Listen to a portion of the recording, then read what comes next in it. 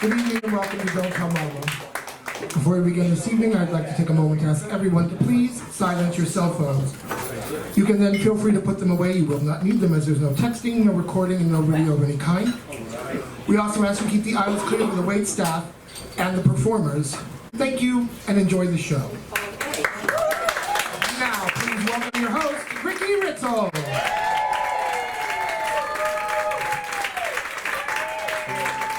And now, folks, the moment you've all been waiting for. Your favorite mind, the flame of New Orleans, our own Frenchie.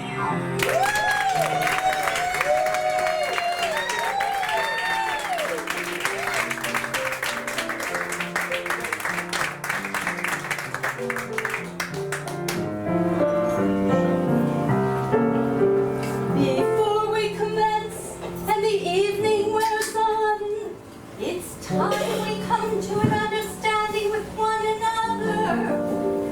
I've just heard this dump described as a joint, where a rattlesnake would be ashamed to meet its mother.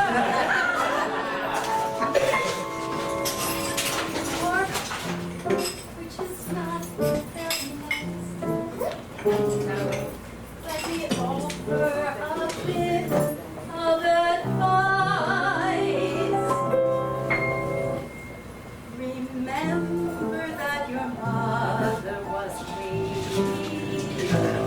Remember that she held you on her knee. Remember what she told you, how she used to scold if you would act with impropriety. Remember that your grandma was a woman. She could be watching you.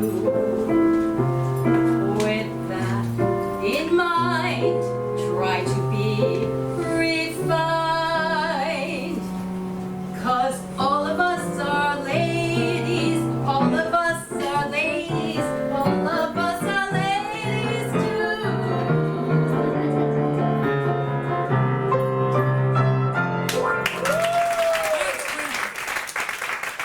That's Robin Russell. Welcome to Ricky Ritzel's Broadway, the May 2022 edition, where men are men and sheep are scared. Our three shows tonight have nothing in common. Nothing. One from the 1950s, two from the 2000s, two had respectable, decent runs, and one could be considered a flop. Our first show was Destry Rides Again, based on the 1939 classic film of the same name, which was based on the Western novel by Max Brand. This Destry opened at the Imperial Theater April 23rd, 1959, with a score by Harold Rome and book by Leonard Gersh, directed and choreographed by Michael Kidd. It starred Dolores Gray and Andy Griffith.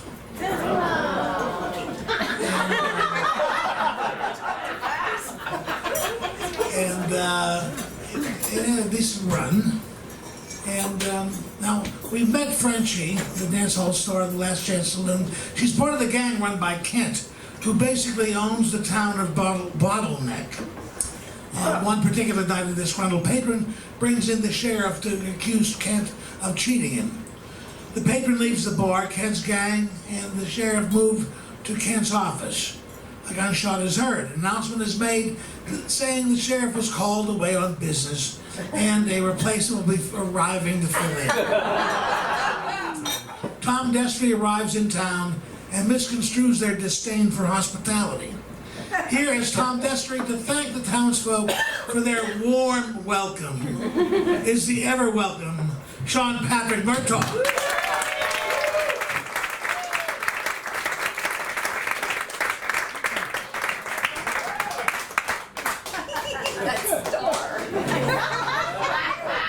The trouble with me, as I've come to know, is that my thinking machine works kind of slow. It just seems to sit around and wait, then start to function one day late. Tomorrow morning at 3:30, all the wonderful things will come to me. I could have said and should have said today. Tomorrow morning at 4:30, I'll be thinking up bright remarks galore. I could have made and should have made today. Right now, somehow, I'm dumber than a cow. My mind is straying, but tomorrow morning at 5:30, I might will come and come alive. The way I'll talk will take your breath away, as I say what I could have said and what I should have said right here today. Oh, tomorrow morning I'll say to myself, Tom Destry, why couldn't you talk to all those nice folk? You see, back where I come from, we're soft-spoken people. At a loss for words, you might say. Oh, I'll give you a little example of how we talk to our friends back home to pass the time.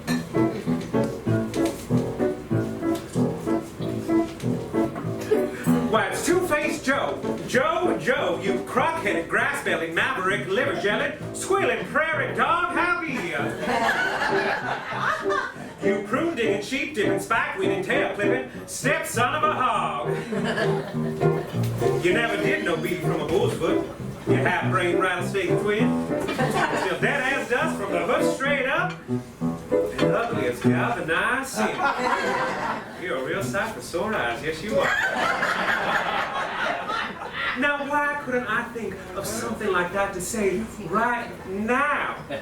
Tomorrow morning before I get up, I'll be thinking all kinds of things, and you'll be amazed at the things I say. As I say what I could have said, and what I should have said, right now, right here, today.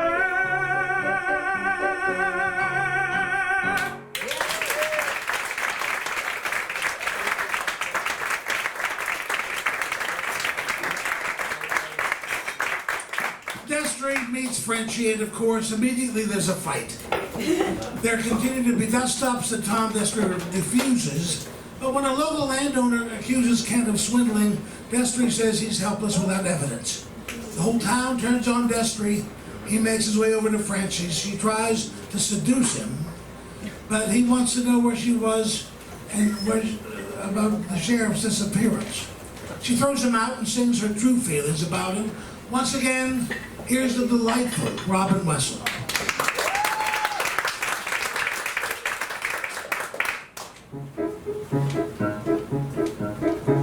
I hate him.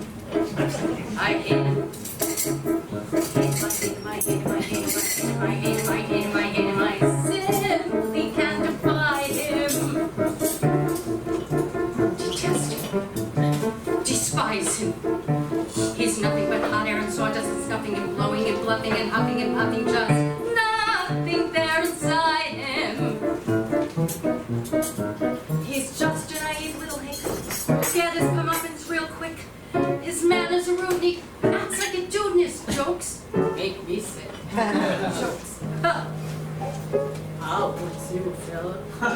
Thought he saw me rush, and the darn fool drowned right through it. I hate him. I hate him.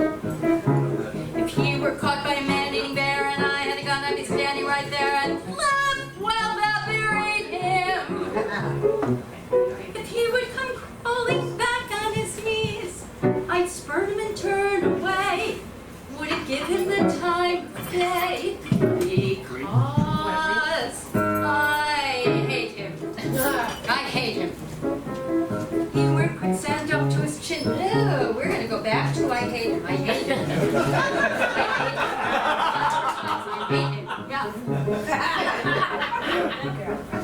He wore quicksand up to his chin. Thank you. He fell quicksand up to his chin, and I had to shovel like watch him sink in. Laugh, wolf, and never excavate him. He's got a big wide yellow streak. He's nothing but sheer nerve and cheek. His eyes are too shifty, his nose is too crafty, his chin is too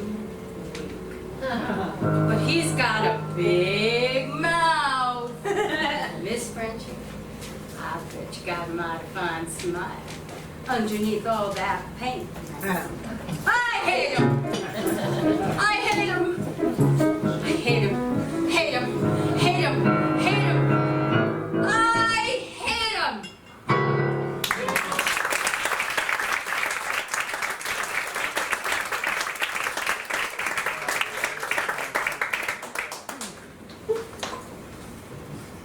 Frenchie and Destry run into each other in the street, where she tries to apologize for her behavior. They try not to act attracted to each other, but the feelings are visible.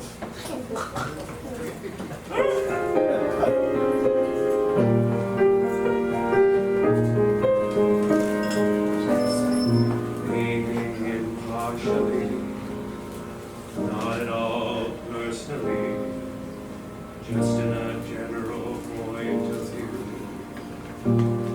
Anyone would love you, anyone at all, anyone with any sense is bound to fall. I'm sure that anyone whose heart is free, meeting you would say, "Here's love at last, here's every lonely dream come true." Anyone, believe me, would love you.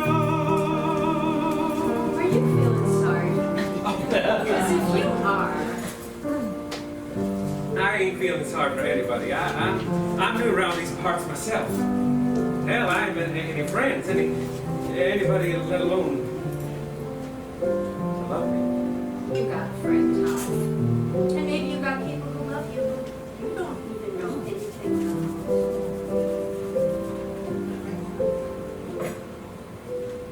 Speaking impartially, not that it matters to me. From a disinterested point of view, anyone would love you. Anyone at all. Anyone with any sense is bound to fall.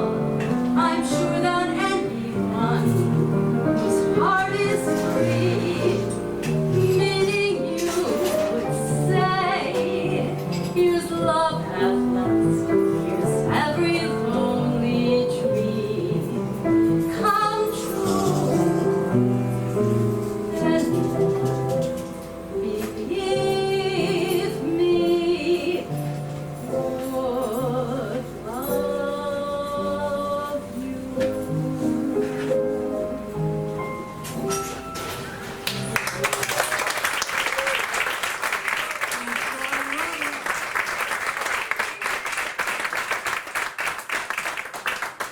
And Destry meets up with some of the boys and immediately launches into a story.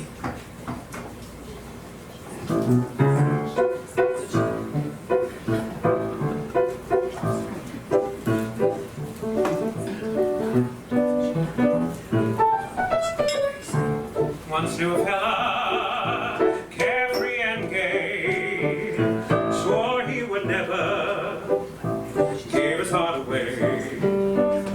Said this here fella, I'm on my own. He travels hardest, traveling alone. Came a day, I gave this fella so wise, was cut down to size by a rag and bone and a hank of hair and a pair of sassy eyes, sassy hazel eyes. Changed is a fella we all recall, bit by the love bug, right and roll fall. How did he take it? Well, he's going strong. I'm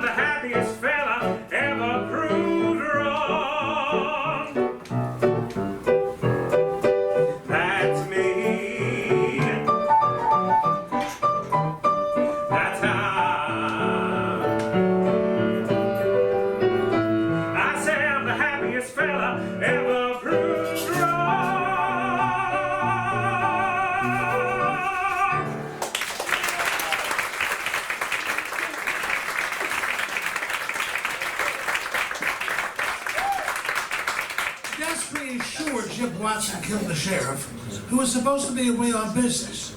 He plans a trap to have Watson lead them to Sheriff Keel's body. The ruse works, Destry gets all the bad guys, and unlike the movie, Destry and Frenchie end up together. Here with the final love song is the lovely Robin Wessel.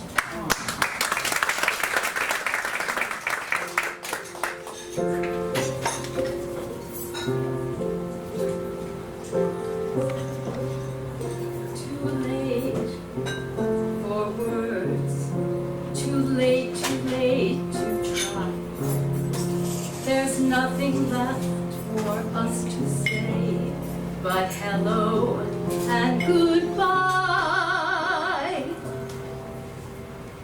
I say hello, I don't mean hello, I mean oh, how I could have loved you. I try to smile, and yet all the while my arms are aching to take you, hold you. I say goodbye, I don't mean goodbye, I mean darling, why must I go? Oh, how I could have loved you. Now you'll never know. Oh, how I could have loved you so. Once, so long ago.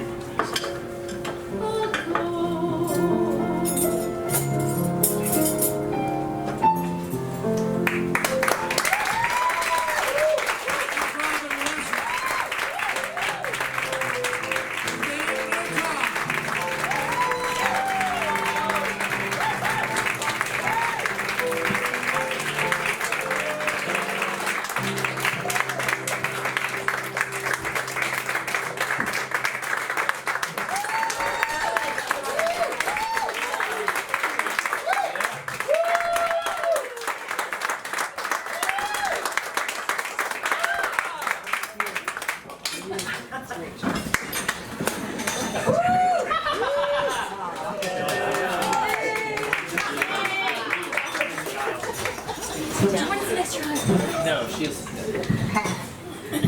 I see there's some animal fans in the house. A Year with Frog and Toad is based on a children's book series by Arnold Lowell, started in 1970. In 2000, his daughter Adrienne commissioned brothers Robert and Willie Reale to turn the characters into a musical comedy. Luckily, she was married to actor Mark Lynn Baker, who adapted the stories into a script and originated the part of Toad in the original Broadway production. Adrienne told the Reale brothers, "I explained to them that I had always thought of Frog and Toad as vaudevillian, similar to Fred Astaire and Gene Kelly in that musical number, The Babbitt and the Bromide.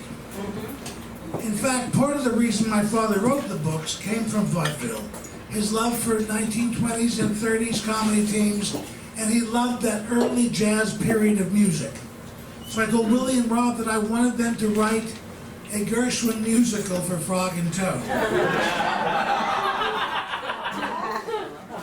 The show workshopped at Vassar College. It premiered at the Children's Theatre Company in Minneapolis in August of 2002, moving to New York off-Broadway at the New Victory Theater in November of 2002, finally landing on Broadway at the Court Theater April 13, 2003, but only lasted 73 performances.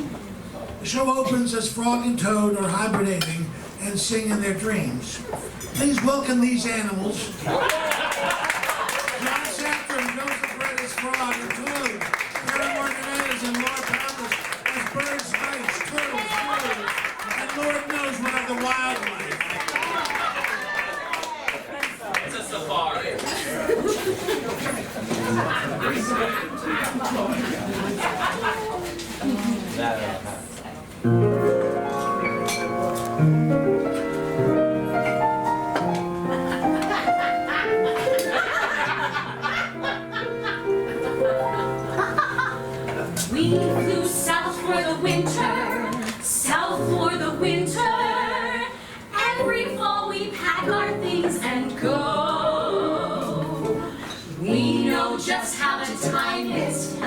find the perfect climate, one that doesn't feature any snow. 'Cause when it snows you shiver, and it's difficult to fly. There isn't any food, which is another reason why. We go south for the winter, south for the winter. But we're back, it's almost spring. It's spring, the weather's lovely. It elevates the mood, but even more important, there's a plentitude of food. So if you're feeling peckish, you can go for seconds, even thirds. Just for the birds. No, it isn't. It's an expression. Oh. Now is over. The snow has all been sown. Spring is here, it starts again. With frog and toad. Why, here we have frog. And here we have toad. They are just ending their winter-long hibernation. Let's take a peek in and see what they're dreaming about. I'd like to sing a little ode about my good friend Toad, Toad with whom I frequently take tea. He's not too good at sports, and of course he's got those warts, but Toad has been a lovely friend to me. Toad, I feel, is vastly underrated, and even more, I think, misunderstood. And in conclusion, I will add he is the finest friend of all the critters in the neighborhood. I love a lively dialogue with my good friend Frog, chatting over cozy cups of tea. He knows just the thing to say that'll brighten up my day. Oh, Frog has been a lovely friend to me. Frog is very kindly in his nature, magnanimous whenever playing host. Of all the creatures in my sphere of influence, I'm fondest of the frog the most. There is a frog, There is a Toad, and he lives just down the road. There could be no kinder friend for me. for me It seems Frog is the frog Toad is the Toad of my dreams. They're not gay. The sun is out, the sky is clear. We came back, spring's almost here. So let's begin another year. A year with Frog and Frog and Toad.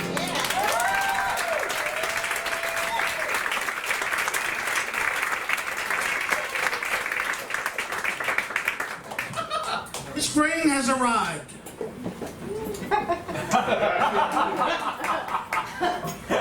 Is that it? Follow your own script. Toad plants his garden. Frog convinces Toad to go swimming. So they head for the pond. The problem is, Toad thinks he looks, well, he'll decide. Tell me. It certainly is a lovely day for a swim. Yes, it is, Frog. But I have to ask you a favor. What is it? I want you to look away until I get into the water. Why is that? Well, because I look funny in a bathing suit.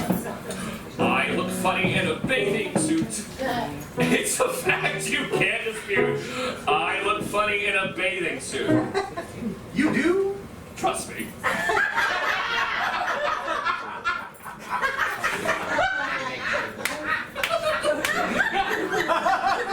What's the matter? It's turtle! Jesus! What's wrong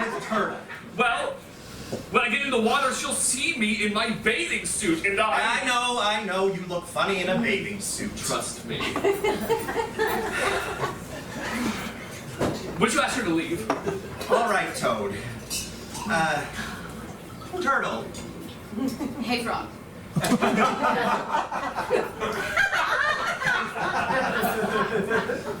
I'm afraid you will have to go away. Why should I? Well, apparently, Toad looks funny in a bathing suit. Toad looks funny in a bathing suit? Gee, that oughta be a hoot. Hey, everybody! Toad looks funny in a bathing suit. Now see here, Turtle. Hi, a mouse. What's all the hubbub? I want Turtle to leave, and she won't leave. Why won't you leave? Because I'm waiting for something. What are you waiting for? I'm waiting to get a load of Toad, get a load of Toad, get a load of Toad. I'm here to get a load of Toad, get a load of Toad, get a load of Toad. Can't wait to get a load of Toad, get a load of Toad, get a load of Toad. Tell me why. I'll tell you why. Toad looks funny in a bathing suit. Toad looks funny in a bathing suit?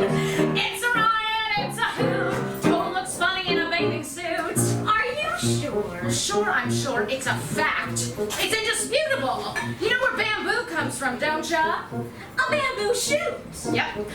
Two things you cannot dispute. Bamboo comes from a bamboo shoot, and Toad looks funny in a bathing suit. Hi, lizard. What you doing? I'm here to get a load of Toad, get a load of Toad, get a load of Toad. He's funny. Get a load of Toad, get a load of Toad, get a load of Toad. So funny. Get a load of Toad, get a load of Toad, get a load of Toad. He's hilarious. What's so funny about Toad? I will tell you, Toad looks funny in a bathing suit. Toad looks funny in a bathing suit? It's a riot, it's a hoot. Toad looks funny in a bathing suit. Are you sure? Sure, I'm sure. It's a fact. It's indisputable. You know where rutabaga comes from, don't ya? Rutabaga root! Ah, two, three things you cannot dispute. Bamboo comes from a bamboo shoot. Rutabaga comes from the rutabaga root. And Toad looks funny in a bathing suit. Frog! I'm freezing! So come on out. We can't wait to get a load of Toad, get a load of Toad, get a load of Toad. He's funny. Get a load of Toad, get a load of Toad, get a load of Toad. So funny. Get a load of Toad, get a load of Toad, get a load of Toad. He's hilarious. What's so funny about Toad? I'll tell you. Toad looks funny in a bathing suit. Looks funny in a bathing suit. It's a riot, it's a hoot. Toad looks funny in a bathing suit. You know, I don't see what's so funny. Because you don't know what funny is. I bet you don't even know what the funniest fruit is. Actually, I don't. Tell him. Bananas! Four things you cannot dispute. Bamboo comes from a bamboo shoot. Rutabaga comes from the rutabaga root. Bananas are the funniest fruit. And Toad's funny in a bathing suit. That's it! I've had it! I'm turning blue! I'm coming out of the water! Oh.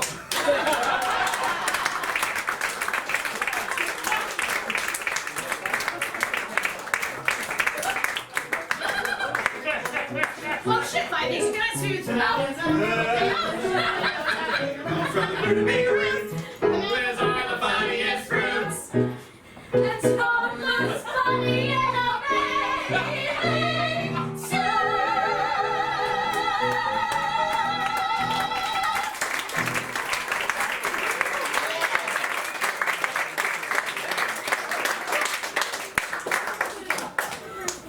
Character. No childhood traumas were brought up during that song. All right, later on, Frog has left Toad a note that he has gone to the island on the lake to be alone. And Toad worries that Frog is sad.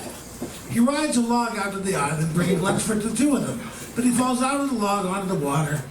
It turns out that Frog is in fact happy and simply wants some time alone to think. The two friends eat wet sandwiches without iced tea. Later on at Toad's home, Toad is baking cookies. Frog and Toad, along with the birds, go kooky, eating cookies, and wolf down the entire batch that were supposed to be for dessert.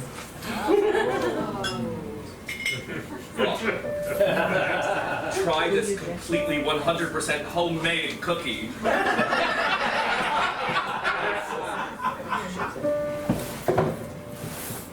Well, This is a marvelous cookie. Sweet, with an excellent crunch. Perfect to follow a dinner. just after breakfast and prior to lunch. Crisp, but not overly brittle. Just a scintilla of spice. Cunningly soft in the middle. These cookies are nice.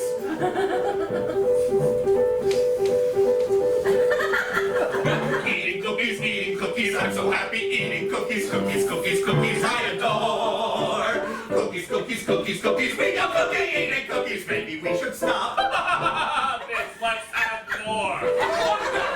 We must stop eating these cookies. I know. Get me a box and some string. Eating cookies, I'm so happy eating cookies, cookies, cookies, cookies, I adore. Cookies, cookies, cookies, cookies, we go cookie eating cookies. Maybe you should stop. Let's have more. No. I will put these cookies in the box and tie it up with string. Then we shall eat no more cookies. What an excellent plan. However, there is a problem with this plan. What plan? The no more eating cookies plan. What is it? The problem with the plan. No more eating cookies plan. If in fact you want more cookies, then in fact you can. We could untie the string and open up the box. That's true.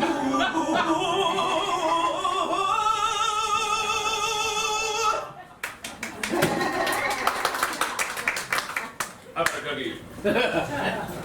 Don't mind if I do. Eating cookies, we're so happy eating cookies, cookies, cookies, cookies, we adore. Cookies, cookies, cookies, cookies, we go cookie eating cookies. Ricky, we should stop. Let's have more. Oh, we have to do something. You're right. I'll get some milk. No. We must stop eating these cookies. I know. We'll give them to the birds. Hey, birds. What? You want some cookies?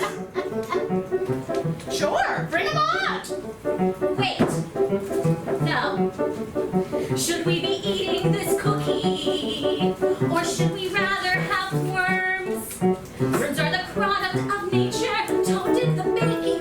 Think of the germs. I'm right here. What makes the tastiest cookies? Go on and try one. They're great! If you eat one of these cookies, you won't be sorry. You're gonna want 8. Eating cookies, We're so happy eating cookies, cookies, cookies, cookies, we adore. Cookies, cookies, cookies, cookies, we go cookie eating cookies. Empty out the box and let's have more. Eating cookies, we're so happy eating cookies, cookies, cookies, cookies, we adore. Cookies, cookies, cookies, cookies, we go cookie eating cookies, crackle crackers on.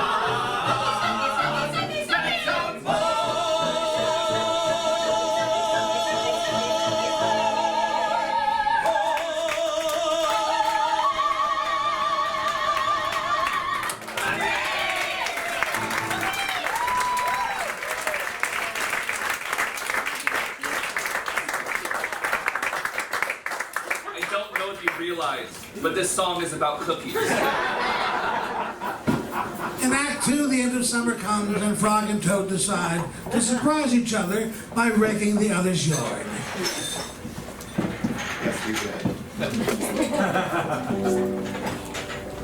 Look at all these leaves. Look at all these leaves. I know. I will go and rake Toad's yard, and we will have a wonderful surprise. I know. I will go and break Frog's yard, and he'll have a wonderful surprise.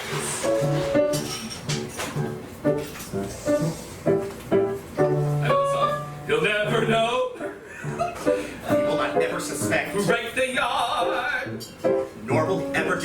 he will come home. He'll scratch his head, He'll furrow his brow, smoke his chin, and wonder how, ow, my aching. The work is hard Oh, what a tedious chore. and kind of dull. Raking is rather a bore, but despite a little ache, I'm gonna rake, ache. He'll wonder what, and when he asks, I will not utter a word. He'll wonder how could this possibly be? He'll wonder who. He might even think it was me, but if he asks, Frog, was it you? Not me. Well then who raked up the mess? I haven't a guess. I haven't even a clue. Hee, ha, I wish I could see him see it. He'll do a double take. It's inconceivable. It's unbelievable. I left the leaves have left, and I never lifted a rake. See?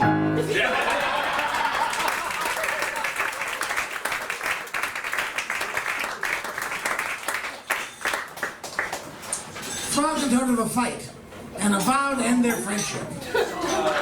Just then, Snail shows up, delivering a letter Frog wrote to Toad months ago that says that Frog is only happy when Toad is happy.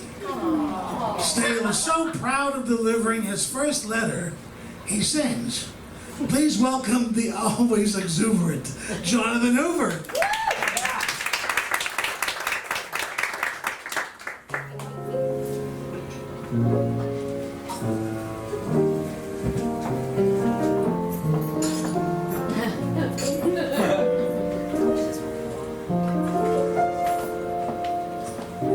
I was always timid.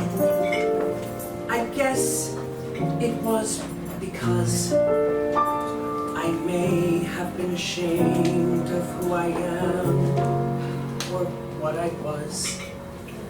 I thought I'm just a snail, a lot of shell, a little goo. But all of that has changed as now the following is true. I got something I do, something I'm proud of, because I do it pretty well. Bing, bang, boom, give me some room. I'm coming out of my shell. Get up word, find me a witness, blow on a trumpet, ring a bell. Holy smokes, look at me folks, I'm coming out of my shell. There were slugs that doubted me, I guess they made me nervous. I never even dared to dream a life in civil service. I said that I'm too slow. They said, hey, you're too gooey. But then I turned around and told them, phooey. That's all hooey. I was nothing but goo under the surface. Then everything began to gel. Holy cow, look at me now. I'm coming out of my, yes I did. I'm coming out of my, I'm going postal.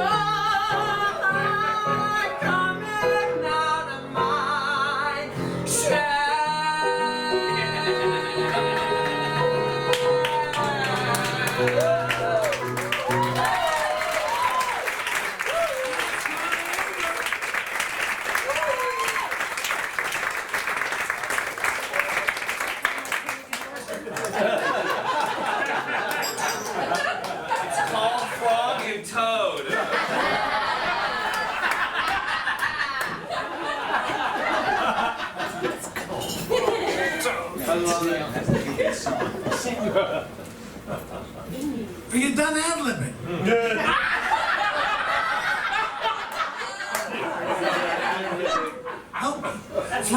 late on Christmas Eve, and Toad is worried about all the bad things that might have happened to him. Finally, Frog arrives, delayed by wrapping Toad's present. Frog and Toad, no, I'll say that later. No, I'll say it now. Frog and Toad, I'm visiting in their respective beds, here to almost celebrate almost Christmas and almost all the almost animals.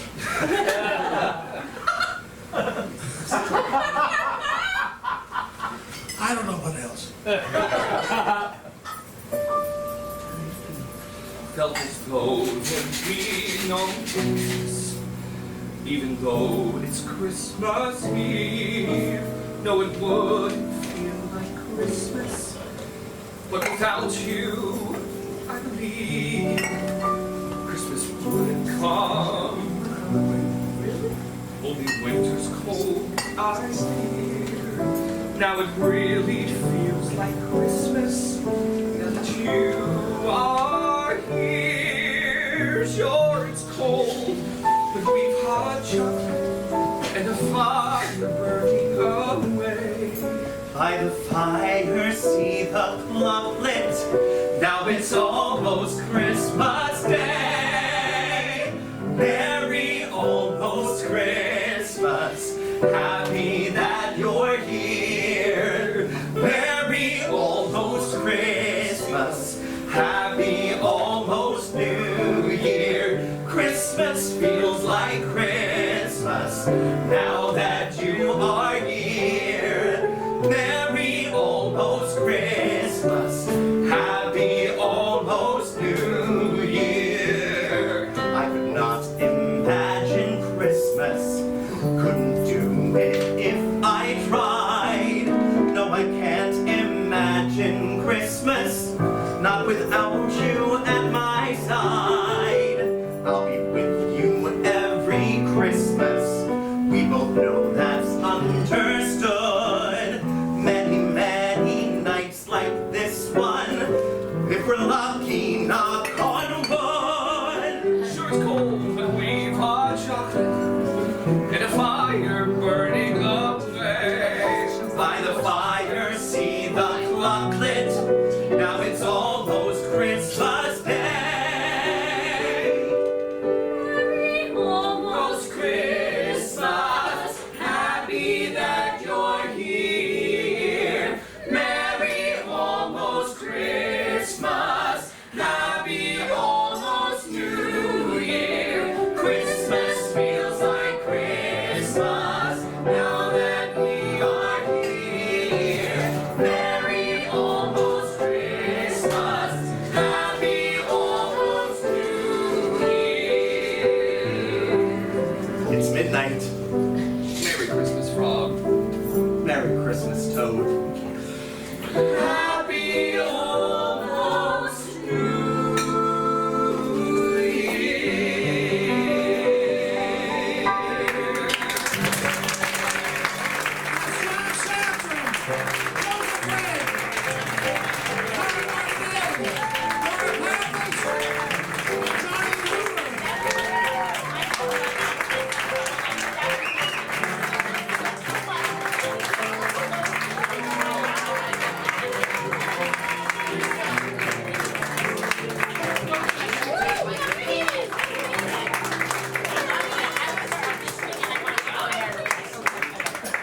Before we do our final show, I want to thank some people. Everybody here, Don't Tell Mama, thank you. Myra and Tanya Mobley for the use of the hall. Thank you. We have Rocky on lights and sound. Please remember your waitstaff, Randy. This amazingly talented cast, thank you. And most of all of you for coming out and spending your Memorial Day Friday with us. Remember now, next month, we're doing songs from Rags, A Connecticut Yankee in King Arthur's Court, and Next to Normal. That's Friday, June 24th, when we begin our 8th season, and as a special surprise, celebrate the return of the fabulous Christine Zabornik.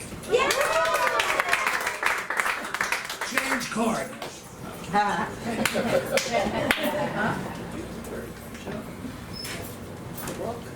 They can do it themselves.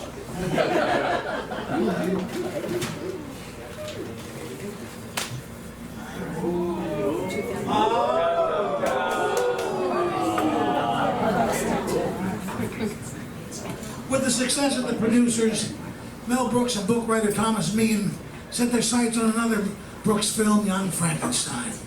Work started in April of 2006, and the pre-Broadway tour started in Seattle in August of 2007. It opened on Broadway on November 8th at the Hilton, now the Lyric Theater. Reviews were mixed at best. It was nominated for 3 Tonys, not Best Musical, 7 Drama Desk Awards, not Best Musical, and won nothing. Still, attendance was good, and it ran a respectable 485 performances. Now, Dr. Victor Frankenstein has died, and his grandson, Frederick, is ashamed of being a Frankenstein. When he learns he has inherited his grandfather's estate in Transylvania Heights, he goes there to resolve the property. His fiancée Elizabeth is there to see him off, and with a song. Please welcome the charming and always seductive Edie Scott.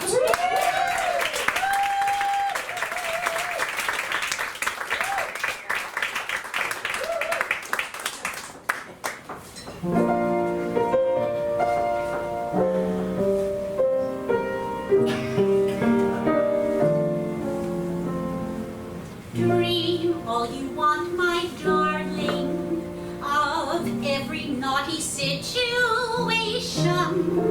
Those naughty thoughts are fine with me, as long as they stay locked away in your imagination. You can hug me till I scream, if it's only in a dream. But please don't touch me. You can feel me till I squeal, just as long as it's not real. But please don't touch me. You can stick me, you can lick me, you can pinch me till I'm blue. You can bite me and delight me till I'm blind. You can ravage me and savage me, I care not what you do. If the lovely filthy things you do are only in your mind, you can spank me till I'm red, if it's only in your head. But please don't touch me. You can have me, don't you see, if it's just a fantasy.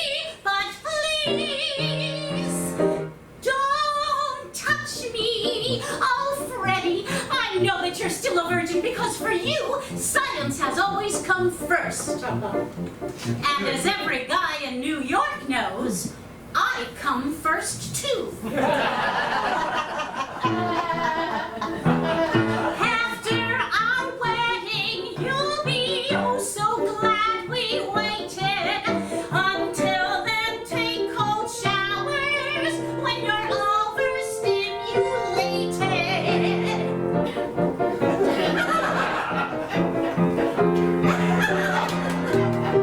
Anticipation is divine, and although you think that I'm a tease, please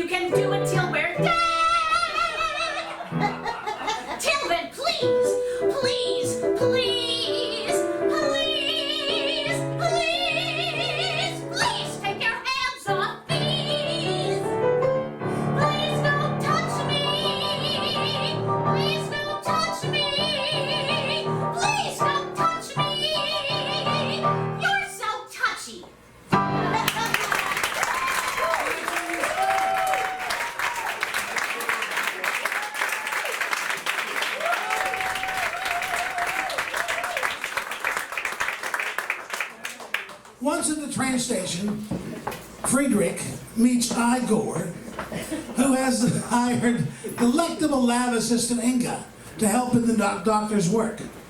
They must ride a horse-drawn cart to the castle. And here to demonstrate how emotional and possibly erotic a hayride can be is our own delectable Marty Millett.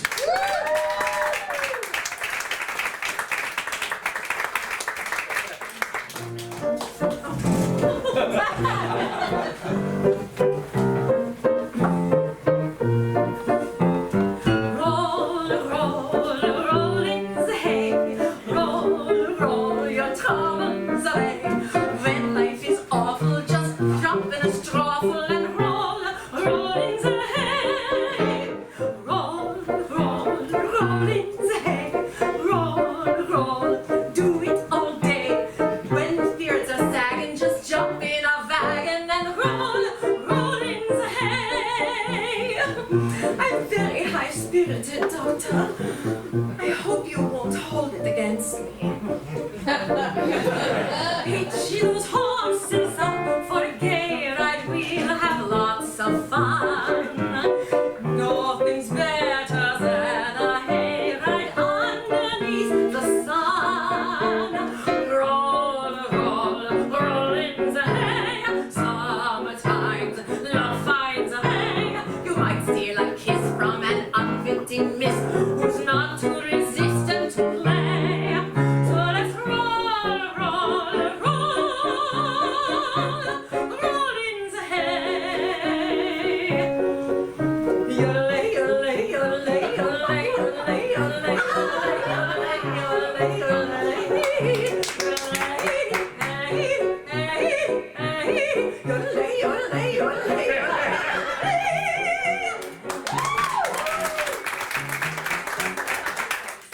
folks, there's like 6 more pages of yodeling here. And I just feel like this week has been bad enough. Nobody needs to hear this. So as Cindy Miller would say, get on with it. Let's cut to the end. Come with me and roll.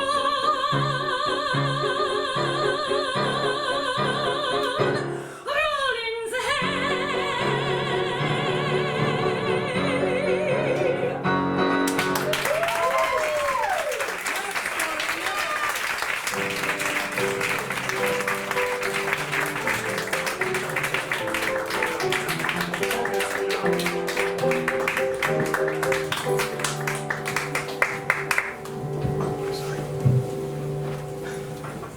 Once at the castle, they meet the mysterious Frau Blucher.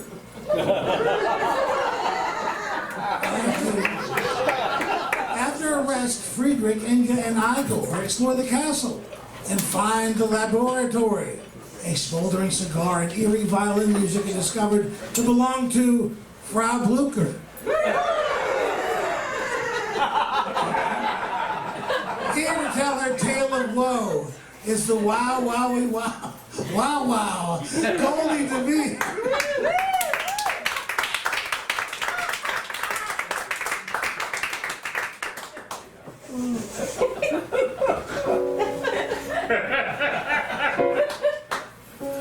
Love comes when you least suspect it. Love dances in on the wind. I thought maybe I could direct it, but I never expected a guy like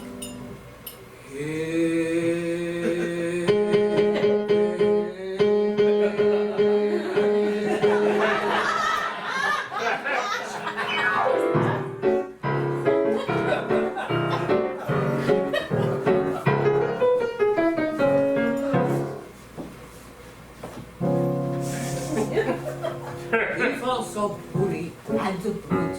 He was as crazy as a coot, but I didn't give a hoot. He was my boyfriend. Every woman he would flirt. He always treated me like dirt, but I was happy to be hurt. He was my boyfriend. I was as pure as a virgin meadow, lying with victory into bloom. Then he turned to me, that chum, and whispered, let's play farmer, and plowed me till the cows came home.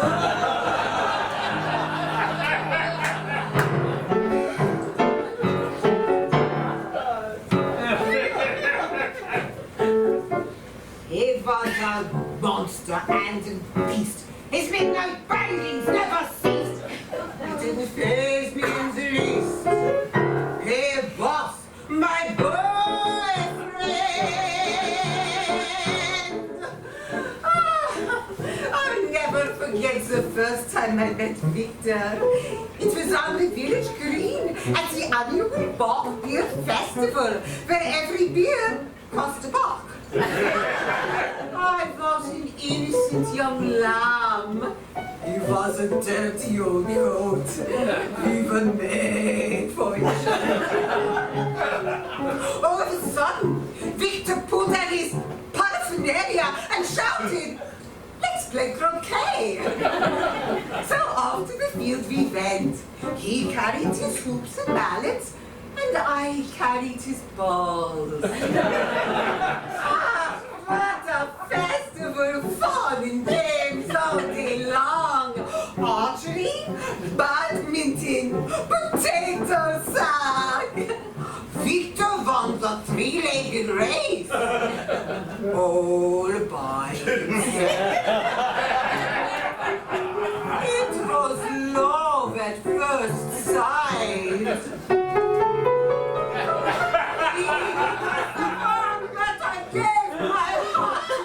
But we never met, even so. If I mentioned wedlock, he put me in a headlock. If I asked to be his wife, he stabbed me with a kitchen knife. Ah, where did the good times go? If he had an angry fit, I was the first thing that he did. But I didn't give a shit.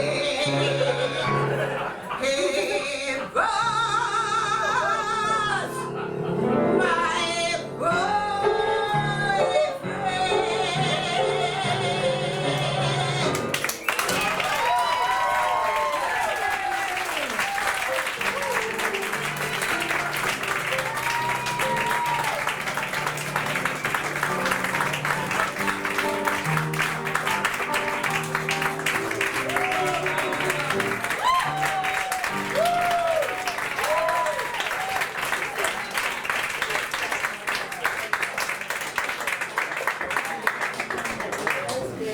Convinced to take up his grandfather's creating and makes a creature. The townspeople know there's something sinister going on up at the castle and plan to attack. Frau Blucher releases the monster without telling anybody. The villagers find out about this and arm themselves to hunt him down. The monster is caught, and Friedrich locks himself in the room with the monster. He placates the creature and decides to present the two of them as men about town in a theatrical setting. As I'm sure most of the audience knows this famous sequence, this is your chance to play the monster. Well-to-do, down Park Avenue, on that famous thoroughfare, with their noses in the air, high hats and arrow collars, white spats and lots of dollars, spending every dime for a wonderful time. If you're blue and you don't know where to go to, why don't you go where fashion sits?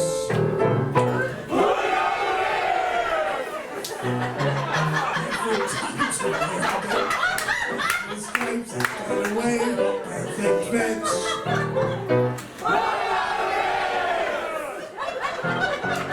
Dressed up like $1 million trooper, trying hard to look like Gary Cooper.